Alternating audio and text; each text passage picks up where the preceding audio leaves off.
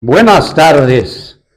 Les damos la más cordial bienvenida a este su programa preferente, Voces que dejan huella. Y estamos transmitiendo como de costumbre desde las instalaciones de la Sociedad de Abogados del municipio de Toluca, Asociación Civil, la institución más longeva de las agrupaciones de abogados en el Estado de México.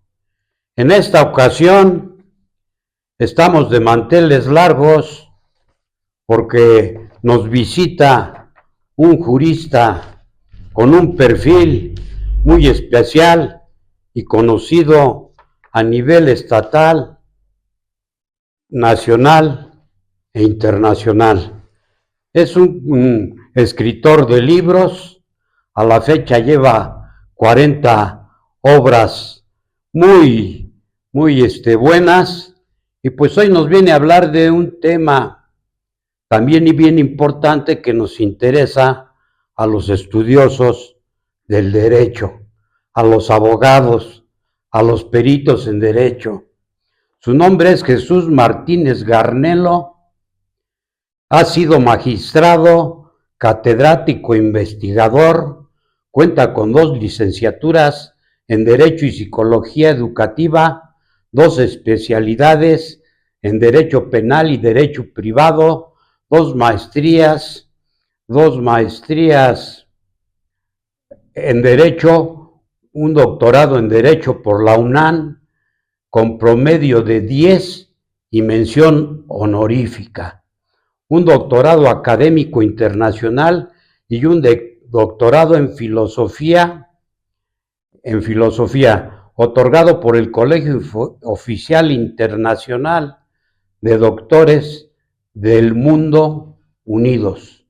Postdoctorado en Derecho Procesal Penal Comparado por la Universidad de Milán, Italia, recibiendo el máximo galardón, Summa Cum Laude UNAMITA, y 12 doctorados honoris causa. Es ponente y conferencista a nivel nacional e internacional, con más de 2.970 reconocimientos en el país y en otras naciones, de instituciones públicas y privadas. En mayo de 2023 recibió de la Universidad Aquino de Bolivia 4 reconocimientos en el 22º Congreso Internacional Multidisciplinario de Derecho y Relaciones Internacionales, CIDER 2023. Ha recibido preseas y medallas en plata, sobresaliendo la medalla Ponciano Arriaga, otorgada por la Universidad Autónoma de San Luis Potosí en 2003, por sus aportaciones a la ciencia del derecho. El Premio Estatal al Mérito Jurídico José María Izazaga en 1996. Por sus éxitos académicos y aportaciones jurídicas al país, se le entregó la medalla de plata Caballero Águila por la Universidad Cuauhtémoc de Puebla, la presea internacional México, marzo 2023, otorgada por la Academia Mexicana de Derecho Juan Velázquez, Asociación Civil. La medalla al mérito jurídico, otorgada por el Poder Judicial del Estado de Guerrero en junio de 2023, y la presea Padres de la Patria, medalla Juárez al Mérito Constitucional, otorgada por unanimidad de la Asamblea del Claustro Académico Universitario el 20 de abril del reciente año pasado, es decir, del 2024.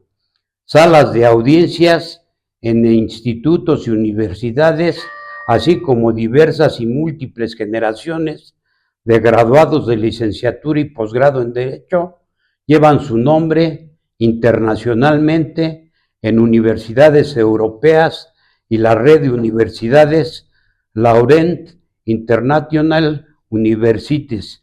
Ha representado a México en 2018 en el claustro doctoral iberoamericano. Insaculó su nombre con la presea iberoamericana de jurisprudencia Jesús Martínez Garnelo. La World University de Ciencias le otorgó el grado de doctor de doctores.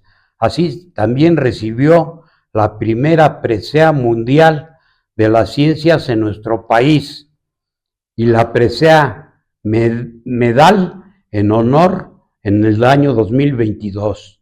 Legionario y miembro activo de la Legión de Honor Nacional de México a partir del año 2022, recipiendario del título honorífico Caballeros de la Orden del Camino de Santiago, con sede en Santiago de Compostela, España, el 31 de agosto del año pasado. El claustro doctoral Nobel de las Bellas Artes, en conjunto con las Universidades de Artes y Oficios de México, Universidad Palafoxiana y el Instituto de Certificación Monterrey, le otorgaron el título de doctor de doctores, vida y obra como reformador social, y a manera reciente el claustro doctoral iberoamericano le otorgó el Premio Iberoamericano de Literatura en diciembre de 2024 y publicado su nombre en el libro Líderes por Iberoamérica. Diversos autores, investigadores de tesis a nivel de licenciatura, posgrado y en Derecho comparado han consultado sus obras.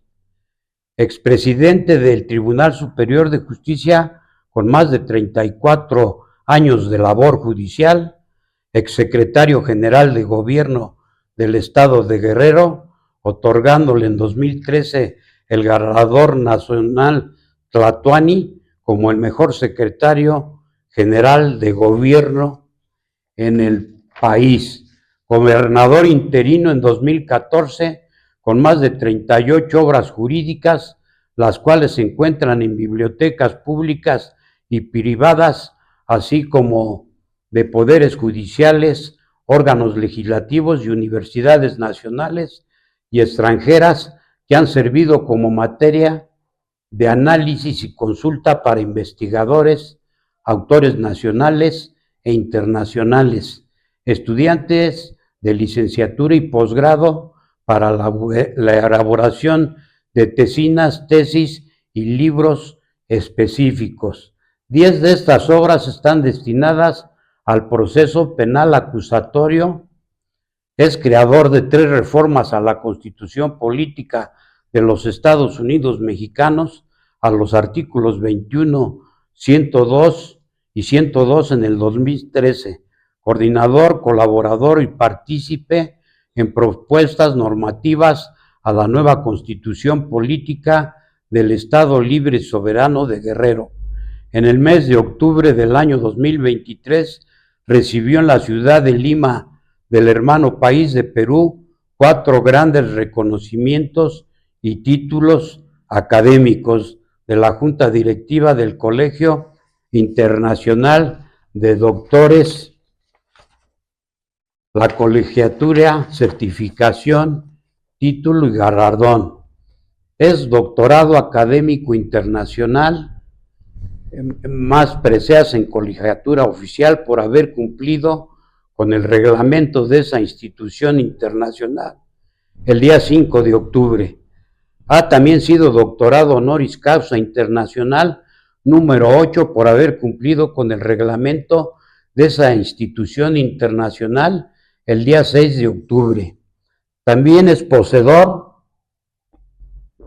de un reconocimiento por trayectoria profesional el día 5 de octubre y también tiene otro reconocimiento de honor de ilustre investigador pedagógico por su trascendente labor en la educación, cultura, desarrollo social y los conocimientos demostrados en su trayectoria profesional y académica el 6 de octubre. Su eslogan desde 1982 es: el hombre, entre más sabio, más sencillo y humilde es. Y para terminar con esta hoja de vida estupenda y nunca vista en mis 75 años de vida, es también autor de 80 libros, muy apreciados, muy consultados y pues conocidos por toda la élite jurídica y por todos los estudiosos del derecho en instituciones educativas, en tribunales superiores de justicia, en colegios, barras, asociaciones y profesiones de abogados. Nuevamente, doctor de doctores Jesús Martínez Garnelo, bienvenido a su programa Voces que dejan huella. Señor, lo dejamos para que nos haga el favor de comentarnos su fabuloso libro intitulado Contra la corrupción e impunidad, cultura de la legalidad. ¿Qué nos puede decir al respecto, señor doctor? Bueno, primeramente, permítanme a todos los juristas, los amigos y hermanos de este bello estado y de manera muy particular de esta ciudad de Toluca, a la que le tengo un gran cariño, porque también aquí estudié una maestría en la Universidad Nacional Autónoma del Estado de México, darles un abrazo muy fraterno. Volver a Toluca es volver a revivir momentos muy especiales de hace algunos ayeres, pero que de manera muy particular le agradezco a usted, mi querido y apreciado licenciado Héctor Martínez Miranda, por no solamente la actividad de difundir temas de carácter jurídico, cuyo precedente lo tiene en aquella revista literaria que dejó precedente también muy importante, no solamente en Toluca o en el estado, sino fuera del país. Y hoy, con este programa, que yo espero no dejar una huella, sino dejar una especie de sensibilidad en el contexto de todos sus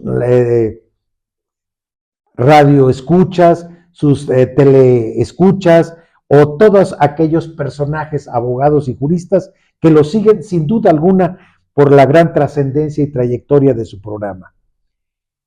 Primeramente, ¿cómo nace este trabajo de investigación?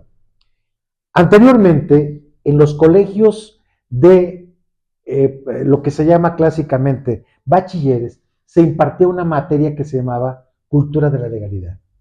Anteriormente a esta materia se impartía, y no me van a dejar mentir los de nuestra edad, que nos impartían la materia de civismo. Se deroga la materia de civismo, pasa el tiempo a nivel secundaria y a nivel preparatoria y colegio de bachilleres, y aparece la de cultura de la legalidad. La mayor parte de los abogados nos vamos con la idea de que terminar una licenciatura, una especialidad, maestría o doctorado o postdoctorado nos convierte en cultos. Pues no. El análisis pedagógico, didáctico que uno recibe en las universidades es de una formación de cultura, pero una cultura que tiene dos vertientes desde la cultura griega. Ser culto no es tener grados académicos. Ser culto es tener la información para hacer un cambio de vida y, por el otro lado, practicar esa información y demostrar a las nuevas generaciones, o en su caso a los maestros que imparten cátedra, ese cambio de valores como ciencia axiológica, de cuestiones prácticas o simple y sencillamente de enfoque de corte social. Hablar de cultura hoy día, en este siglo, es hablar de un concepto que está mal interpretado, pero evidentemente, si lo unimos al principio de legalidad, la legalidad es un principio y un axioma constitucional que en todo tipo de proceso, desde la etapa de investigación ante el Ministerio Público o con las actuaciones del policía, con el artículo 132 del Código Nacional, se describe y se plantea que para recibir una denuncia, para establecer una acción de imputación, para describir incluso un hecho que presuntamente fue violentado y que trae como consecuencia la tipicidad en un código, hay que romper con esa legalidad. Consecuentemente, se dice que los profesionistas en cualquier materia tienen una cultura, pero una cultura de formación, repito, y de información. Esa es la génesis de este libro que se plantea bajo 4 conceptos: cultura, legalidad, corrupción e impunidad. Cuando me pongo y me le dedico unas semanas en escribir este libro, es porque un grupo de maestros que se dedicaban a impartir la materia de cultura de la legalidad no tenían un libro, no tenían en qué basarse. Sus programas eran sueltos, aislados, temas genéricos. Este libro sirvió de matiz y de guía para la mayor parte de los maestros que impartieron esta materia. Baja California, por cierto, fue el estado pionero que estableció en las licenciaturas, en los niveles medios y en los colegios de bachilleres la materia de cultura de la legalidad. Y el gran problema, mi querido licenciado Héctor, es que aún y aunque esta materia persista en algunos colegios, seguimos con la supina ignorancia de no describir en qué consiste una cultura de la legalidad. Los políticos hacen alarde a que debemos entrar en este contexto de legalidad.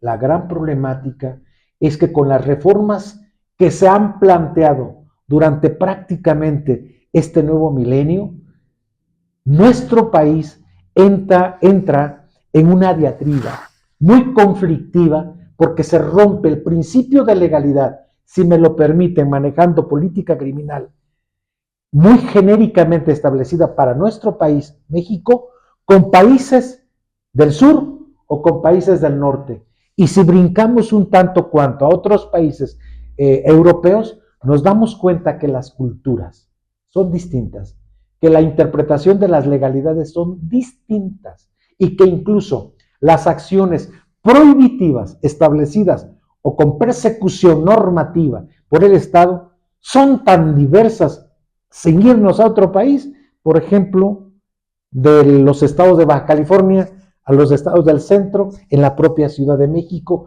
ha habido una serie de derogaciones de delitos. ¿Se acuerda usted que antes en México, y no dudo aquí en el Estado de México, existe todavía el delito de abigeato?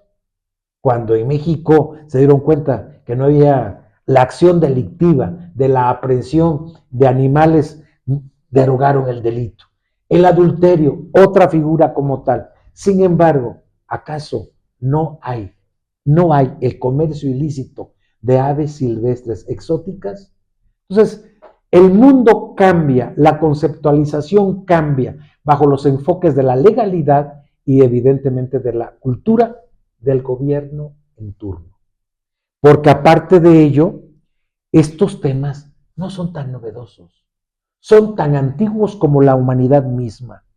Sócrates decía que para distinguir a un ser de otro era hablar precisamente de la sensibilidad del humanismo en el contexto de su cultura. Tal parece que Sócrates primero tuvo una información muy culta, muy formativa, para poder incluso transmitirle a sus alumnos cómo conducirse, evidentemente, en la vida que ellos tenían en lo que llamaban la clase en el ágora, es decir, en los mercados, porque ahí impartían las clases como tal, no había el aula ni los grandes instrumentos electrónicos que hoy tenemos. Pero decía que no es un tema de actualidad, es un tema que tiene una serie de raíces desde varios enfoques. Mire usted, la impunidad está en boca de todo y todos los días. Todos hablamos de la corrupción. Si nos pasamos una alerta o una luz preventiva de tránsito, y le damos lo que clásicamente se llama la dádiva a la gente de tránsito, estamos hablando de corrupción. Estamos hablando de corrupción sobre la firma o suscripción de documentos o incluso en la venta de justicia en el ámbito de la administración o fiscalía o procuración de justicia. Dos conceptos que se plasman, se impregnan con esta parte de la cultura de la legalidad. El gran problema es cómo explicar. Es más, yo me atrevo a preguntar, ¿cuántos talleres recibieron los nuevos jueces, los nuevos magistrados y los nuevos ministros sobre cultura de la legalidad para el nuevo funcionamiento de la administración de justicia? ¿Cuántos talleres recibe un servidor público en cualquiera de los tres niveles, ejecutivo, legislativo, judicial, sobre cultura de la legalidad? ¿Cómo se establecen sus programas anuales o por sexenio bajo esquemas de cultura de la legalidad? No hay que confundirlos por el enfoque de la violencia o de la inseguridad con políticas criminales o de criminología, el famoso fenómeno de la criminogénesis como estudio técnico de dónde se origina, porque hoy día ya no se estudia el delito, se estudia el hecho, cómo se ocurre ese hecho, ese suceso, tiempos, momentos, condiciones, circunstancias, para ir describiendo exactamente si un personaje, independientemente de la función que desempeñe en cualquiera de los tres niveles, o bueno, ya vamos, como simple ciudadano, entra o no entra en el mundo y en el contexto como fenomenología sociológica denominada corrupción. Es un tema verdaderamente bello, accesible, pero complicado cuando empieza uno a aterrizar las partes de las semánticas, la parte de las acciones programáticas y las líneas de acción que cada gobierno en su estado o en la propia federación deben llevar a cabo. Bíblicamente, mi querido licenciado Héctor, bíblicamente la parte de la corrupción, solamente por manejar un concepto, una de las más bellas ciudades que fue destruida precisamente por defectos de corrupción fue aquella ciudad donde bajaron los ángeles y le preguntó Lot a esos ángeles, oye, si encuentras a 20 inocentes, ¿no destruyo a Sodoma y Gomorra? No, bueno, pues les perdono, no destruyo la ciudad. Bueno, Señor mío, ¿y si hubiera 10? Si hubiese 10 que no entren en este contexto de corrupción o de enfermedad, como se le llamó en una época, les perdono la vida y dejo la ciudad. No encontró un solo justo.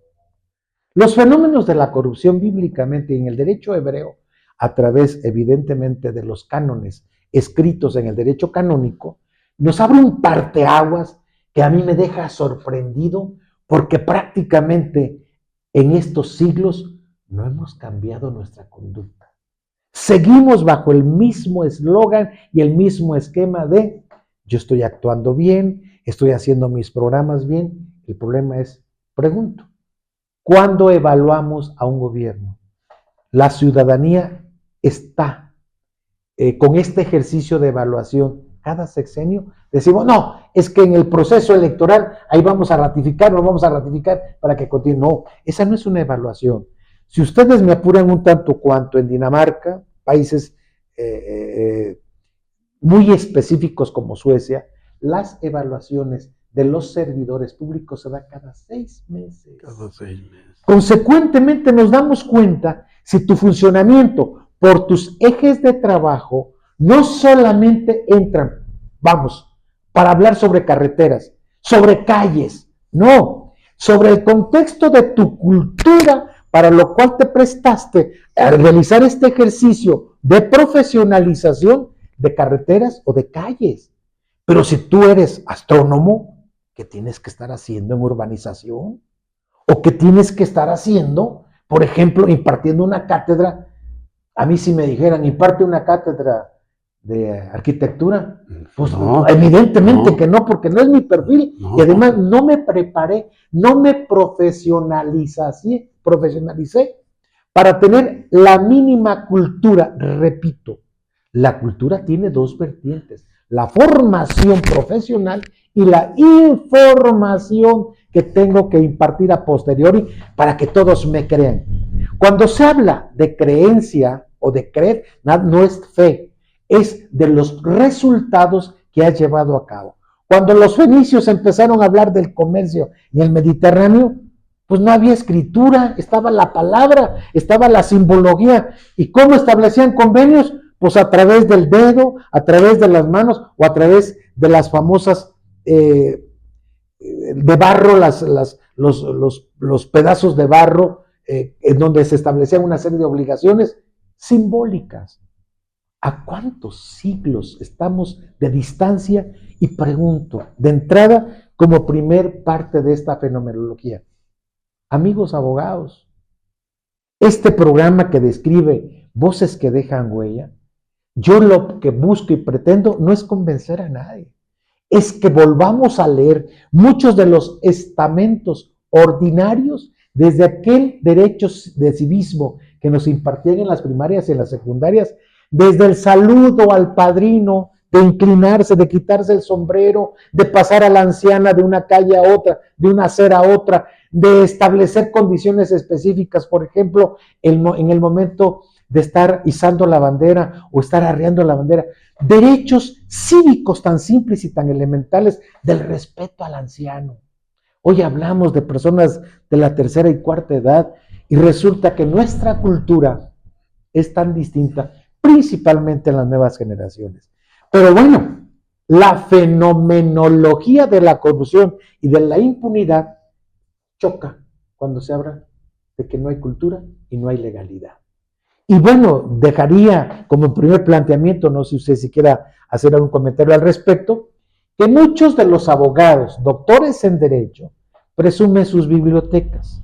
Y luego cuando usamos lentes, yo uso lentes por necesidad porque ya no veo ni para manejar. Dice, no, el que usa lentes es brillante.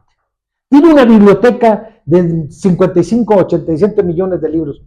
El hombre culto no es el que ha leído los cientos de miles de millones de libros, sino de aquel que tiene una formación y una forma de transmitir esa información para el beneficio de la comunidad.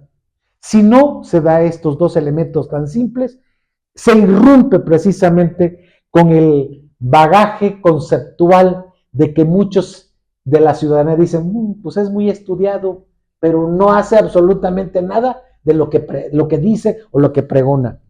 Y bueno, repito e insisto, ser culto no es usar lentes, no es tener bibliotecas, es tener una formación con sensibilidad, con humanismo, como el propio Sócrates, cuando le quisieron dar la cicuta para que se fuera libre o que muriera antes de, dijo, yo el ejemplo que lo doy es con mi propia vida y no saldré de aquí porque me siento limpio y transparente.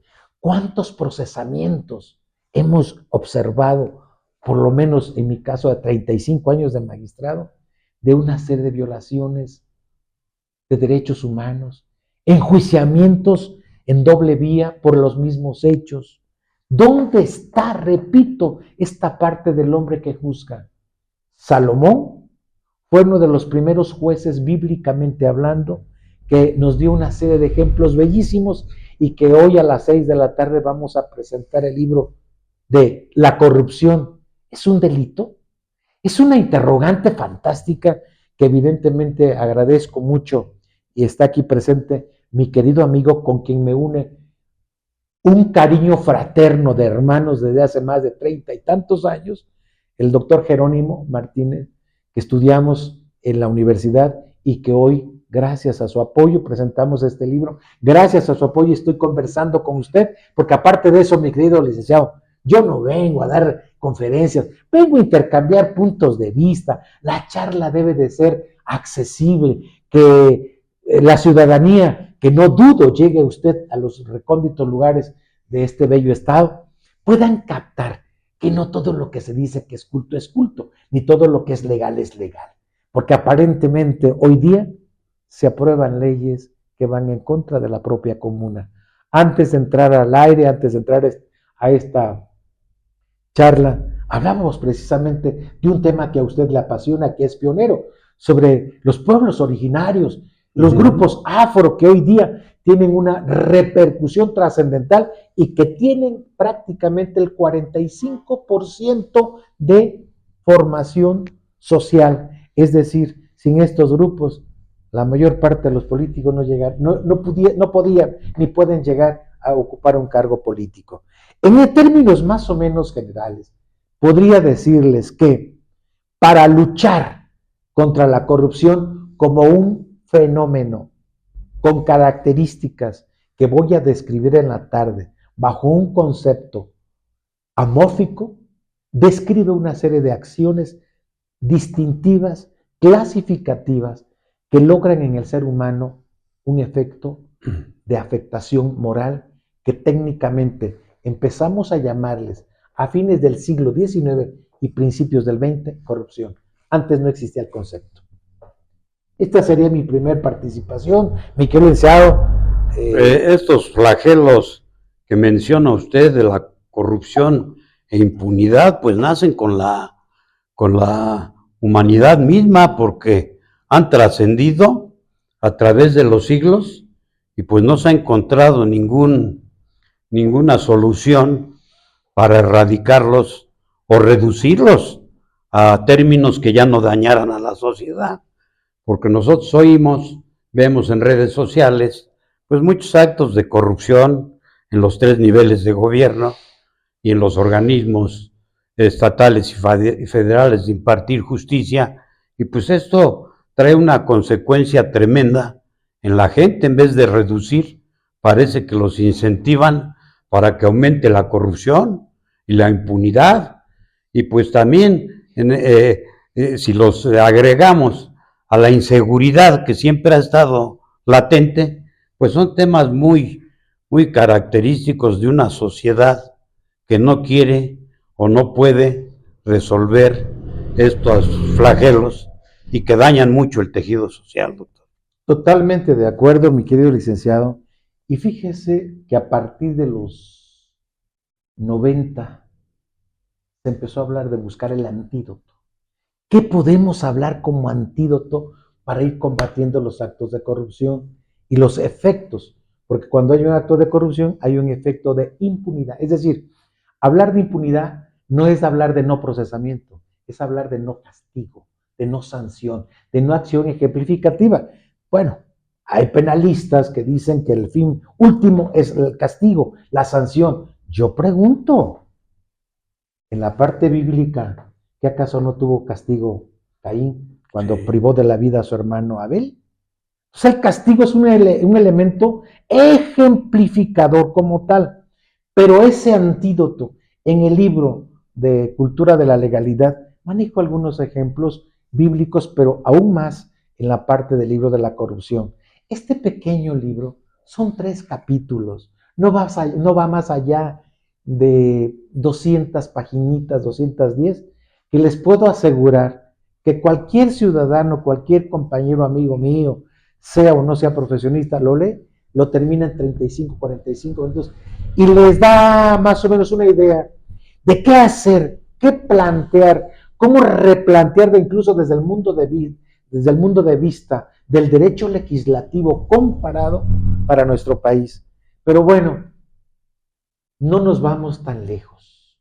Si uno viaja a Estados Unidos o Canadá, tirar el palito de la paleta representa una multa, incluso un arresto en forma ipso facto hasta de 12 horas. Aquí tiramos lo que va envuelto en la paleta, tiramos el palito, tiramos los chicles e incluso llevamos bolsas de basura y lo tiramos en la autopista. Entonces, esta parte ejemplificativa también hay que manejarla. Las sanciones no tienen que ver, para ser un poquito más objetivo, en prisión preventiva o prisión de cárcel. No. Colombia, como país centroamericano, habla de lo que son las contravenciones y lo que son los delitos. Una contravención son faltas administrativas. Las mamás cuando van a dejar a los hijos a la kinder, a la primaria, y van manejando a prisa, hay ocasiones que por irse acicalando, Sí. chocan, golpean al vehículo de enfrente. O los papás que se fueron de parranda el sábado y el domingo y van en estado inconveniente para dejar los hijos el lunes. Pregunta uno a un padre de familia, a una madre de familia, ¿vamos a sujetarla a un procedimiento para aquella sentencia? No, están las contravenciones que en nuestro estado se llaman infracciones o bien normas de policía de bando y buen gobierno. Ahora viene la pregunta, para no entrar en el rubro de la impunidad. ¿Hay seguimiento? ¿Hay control? Por ejemplo, no obtuviste tu licencia, te la perdono la primera vez, pero te apercibo y entras a una plataforma electrónica que vas a estar detectada. Para la segunda, te arresto por 5 horas para que recibas por lo menos una orientación de un psicólogo social para que no se te olvide que debes de tener tu documento para transitar. Estas modalidades no son nuevas tampoco. Cuando yo describo contra corrupción, impunidad, cultura, todo está en la formación. Hay que formarnos. Pregunto, y somos prácticamente de la misma edad, mi querido licenciado, somos contemporáneos. Nuestros padres nos dieron una formación distinta a la que nosotros le estamos dando a nuestros hijos. Sí, sí. Segundo, nuestras mamás decían, en este momento vamos a desayunar, y era desayuno, y a la hora que terminamos, lávese las manos, lávese los dientes, y a la escuela. Los sábados teníamos que trabajar en cosas domésticas o en lo que uno tenía como función, especial mi papá era médico, yo tenía que cargarle el botiquín, y en muchas ocasiones lo ayudaba en algunas cosas. Entonces, esa parte de formación hoy día ha cambiado. Consecuentemente, como parte de lo que usted comenta de estos estándares tan conflictivos, incluso de carácter histórico, la propia humanidad no ha encontrado ese antídoto. Y lo que hacemos con humildad y con mucho respeto a los estudiosos de la sociología o a gentes tan especializadas como mi querido doctor Jerónimo en el sistema de lo que es la justicia penitenciaria, como experto él a nivel nacional e internacional, yo solamente aporto estas opiniones porque mi especialidad es la penal, es la parte del procedimiento. Me he especializado, fui a especializarme a Italia porque vi que los procesamientos que venían en nuestro Código Nacional, que por cierto los critico, sobre funciones de Ministerio Público y Policía, y me voy a permitir hacer un comentario, no sé si valga la pena, mi querido licenciado. Adelante, adelante. Se reforma el Poder Judicial, sin nada más que es un sistema de justicia, y son 5 en el mundo. No reformamos los otros 4. Entonces, ¿cómo quedamos en nuestro país? Mutilados. Pero aparte de eso, reformar un Poder Judicial es para prepararlos, por lo menos de 8 a 10 años, a todos los que iban a entrar en funciones. ¿Cuánto tiempo nos llevó para preparar la licenciatura? 5 años. Una maestría, 2 años más. Un doctorado, 5 años. 5. O sea, son 10, 12 años. Un postdoctorado, 3 años más.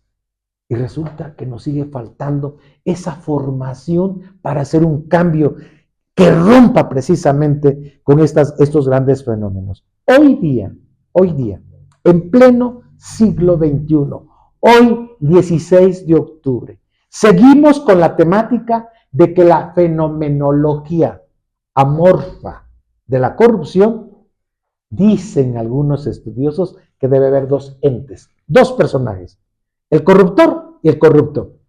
Sí. ¿Y luego? ¿Y las instituciones que lo permiten? Consecuentemente, hay un triángulo muy formativo que debe de entrar en este contexto de cultura. ¿Y qué hacer? Seguir luchando. Hay amigos que me dicen, bueno, si tu especialidad es penal, ¿por qué escribes sobre esto? Porque son fenómenos que estoy observando desde la óptica de los procesamientos y algo también terriblemente cuando hablo de los temas de justicia. el 97% de los procesamientos que inician del 100 no llegan a sentencia.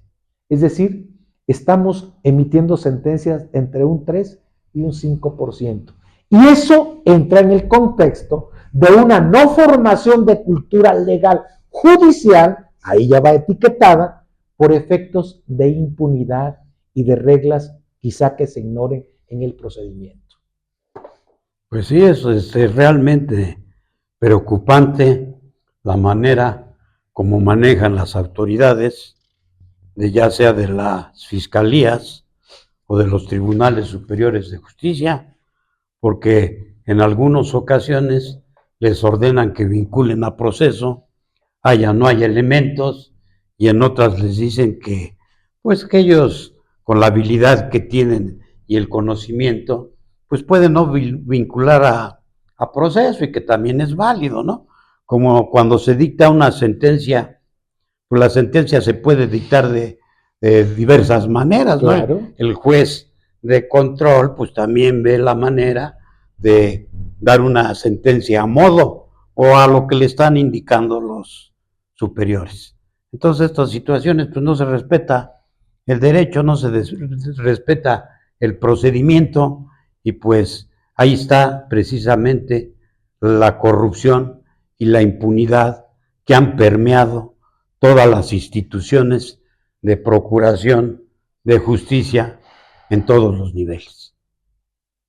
Es una triste realidad. Y cuando yo me permití hacer este comentario, desde el 2000 escribí un libro sobre antología de las responsabilidades del servidor público.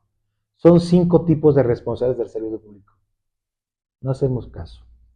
Cuando usted habla del fenómeno procesal, de las vinculaciones o no vinculaciones, no por eso hoy día se habla de una investigación inicial y una investigación complementaria.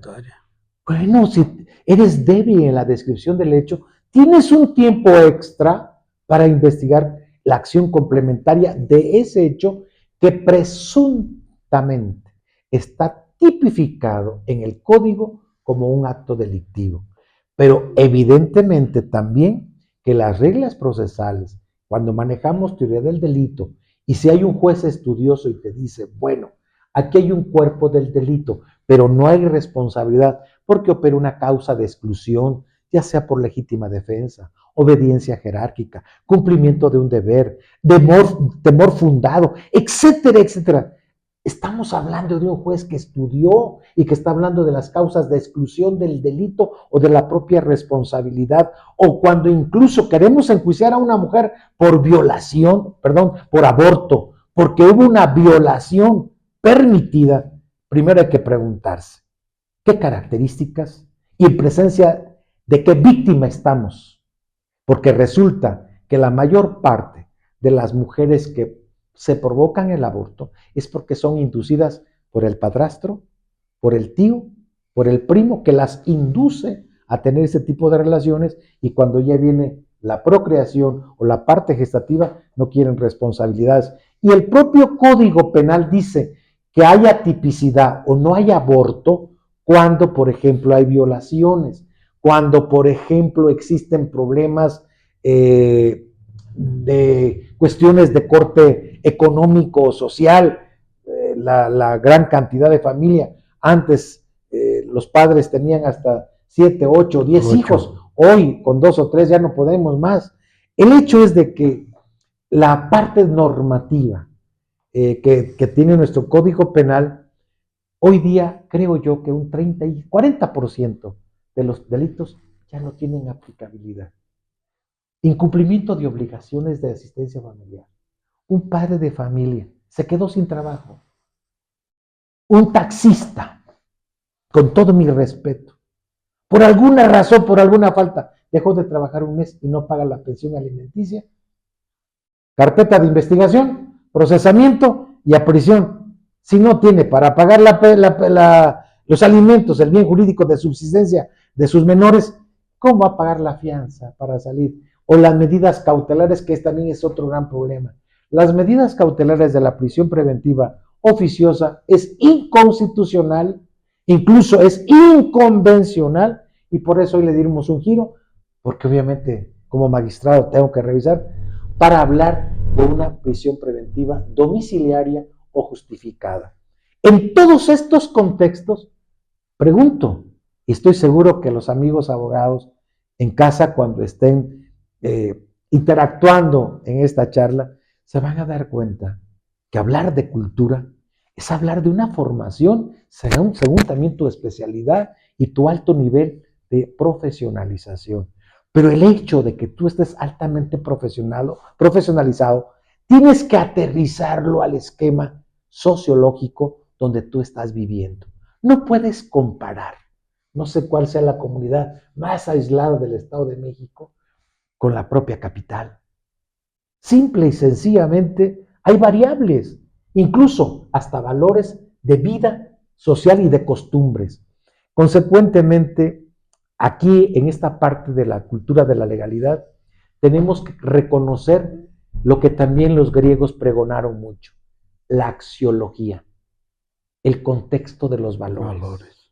Si no logramos tener los valores mínimos, creo que vamos a estar muy alejados tanto de la cultura de la legalidad y cada día estaremos siendo corruptiblemente en nuestra acción de conducta y está entrando a los estándares de la impunidad porque nuestro accionar no está catalogado, no está estandarizado a través de reglas que deben de seguir en los estados y en la federación a través de una secretaría. No recuerdo si en el libro de la corrupción propongo de que ya las federaciones y los estados deben de tener una especie así como de secretaría para manejar los estándares conductuales e ir irrumpiendo con los cánones de la impunidad. El ejemplo simple que señalaba de que nos pasamos un alto en una esquina de tránsito y evidentemente eso va marcando los puntos que te van mermando como se hacen en otros países. En otros países tú recibes tu licencia de manejar y te dan 100 puntos. Por cada infracción te van quitando puntos. Cuando terminas tus puntos te quitan la licencia y te mandan a un curso de 6 a 8 meses para que vuelvas a retomar aquello que no aprendiste. Esto es cultura. Esto es entrar y actuar bajo efectos efectivamente de lo prudente, de lo ordinariamente prudente. Ya ni siquiera ir más allá para hablar con ribombancia de la legalidad. Porque también hay abogados que buscando efectos de legalidad logran sentencias absolutorias con una serie de artificios subjetivamente incongruentes. Y bueno, hay reglas, las reglas de la prueba indiciaria, de la sana crítica, y uno de los libros que se acaba de publicar de su servidor sobre duda razonable. Todos los jueces y magistrados tenemos dudas cuando vamos a resolver.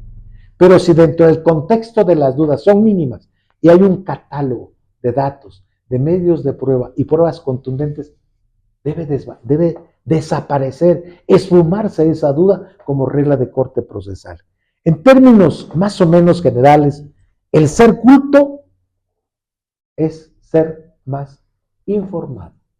El ser legal es apegarse a las buenas costumbres, el hacer el bien común y el ir luchando en contra de efectos de corrupción, pues es manejar una conducta visiblemente ante la sociedad que te la aplaudan o por lo menos que te la reconozcan cuando terminas tu periodo, porque evidentemente también cuando uno está en funciones todo es en jauja, 10, pero cuando deja uno de tener esa función te critican hasta en la forma en cómo uno se sentaba. En términos generales, entre estos enfoques de carácter sociológico y de carácter criminológico, mi querido licenciado Héctor, hay un mundo muy amplio que argumentar sobre niveles y rubros según esté la sociedad o las instituciones de gobierno.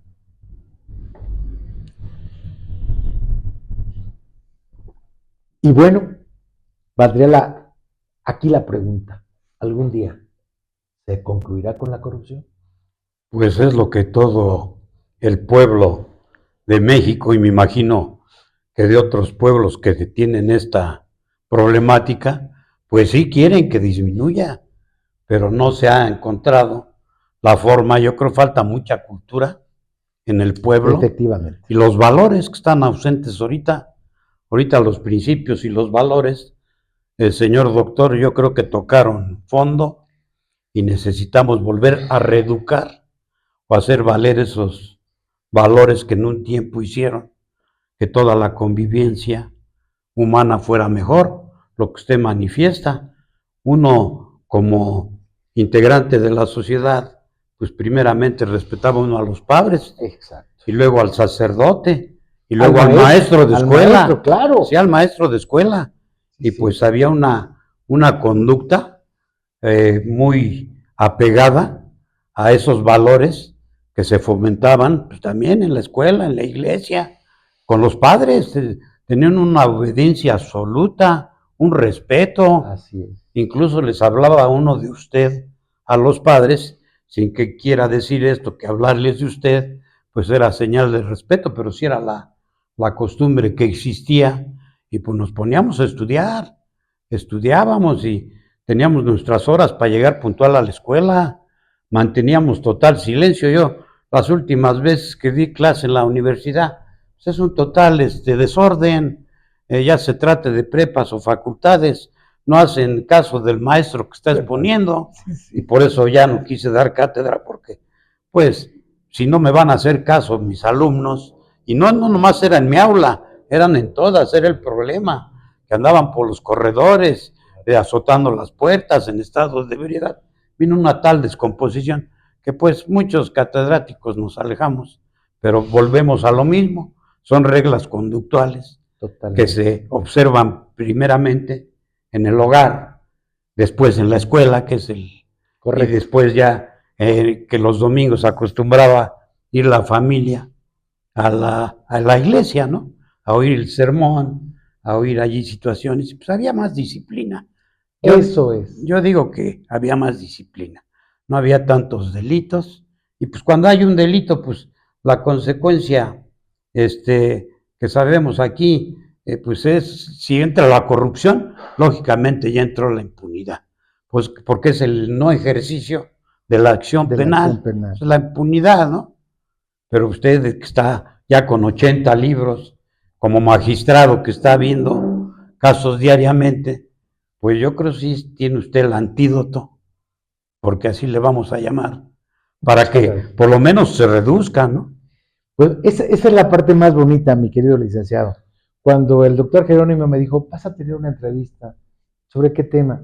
Yo quise agarrar de la cultura, lo elegí por la cuestión de que en la tarde vamos a hablar de la corrupción, ya como tema, como tópico especial. Toda esta parte reflexiva, incluso analítica, retrospectiva, nos ubica en una generación, creo yo, ejemplificativa.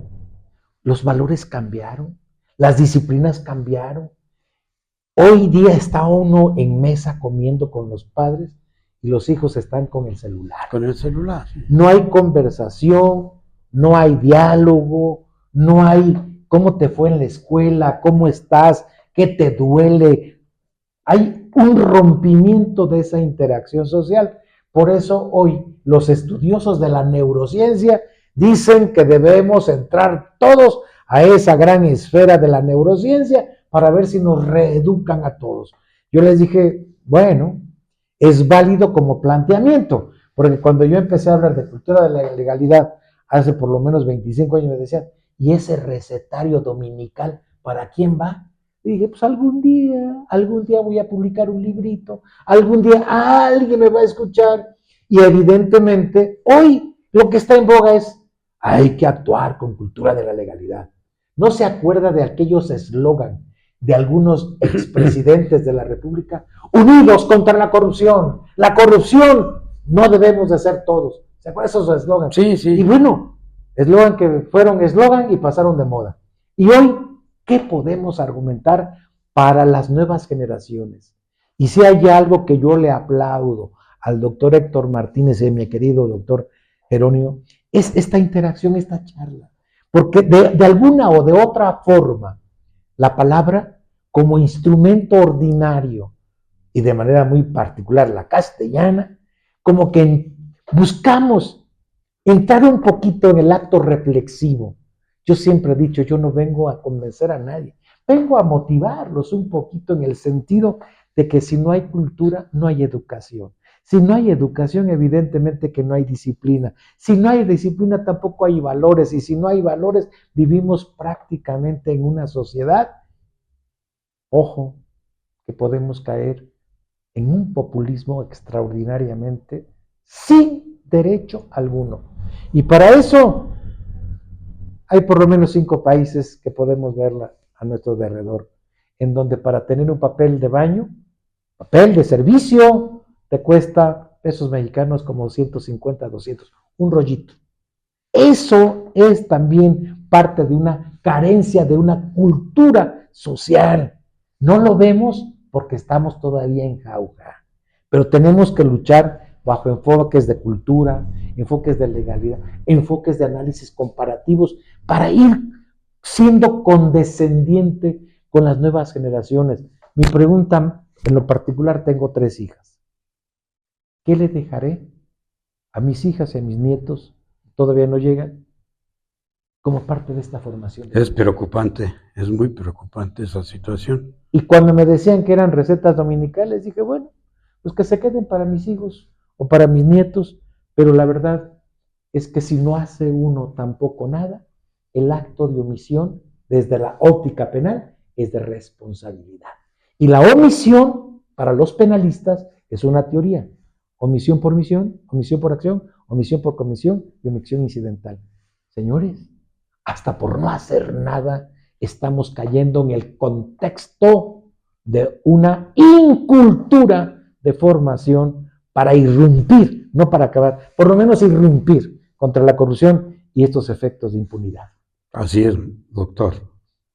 Quiero hacer mención, porque ya lo dijo hace unos momentos el magistrado y doctor Jesús Martínez Garnelo, que va a tener una participación más tarde con un tema diverso en nuestra Facultad de Jurisprudencia, Facultad de Leyes, tanto tiempo le han cambiado los nombres, sobre otro tema, y que también es muy importante el tema, y pues los invitamos a que estén por allá al filo de las 6 de la tarde en nuestra querida Escuela de Leyes. Sin lugar a dudas, pues van a disfrutar de una charla, como él dice, de una plática muy amena, porque no quiere darle el doctor el nombre de conferencia, y una charla, una plática, pues está bien, ¿no?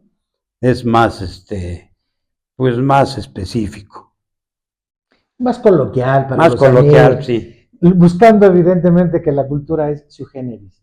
Y yo lo que busco y lo que pretendo, de la misma manera en esta entrevista o en esta participación, simple y sencillamente, como lo he hecho siempre, expresar mi gratitud.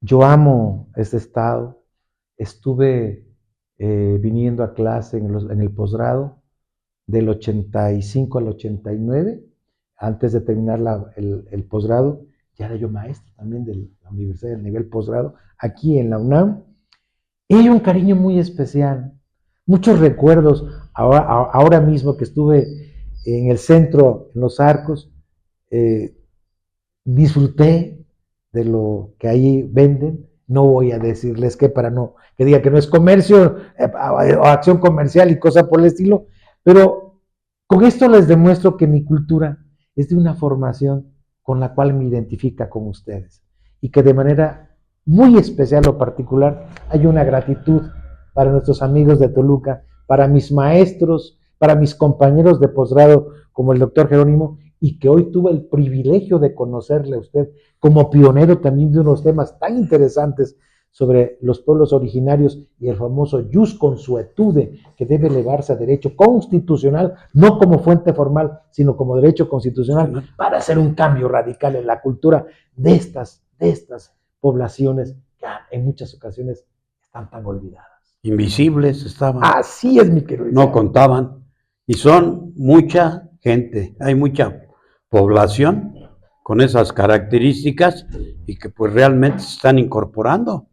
Ahorita ya los municipios ya saben que tienen la obligación de incluir en en el municipio a la gente de culturas indígenas. Claro. Y lo están haciendo así.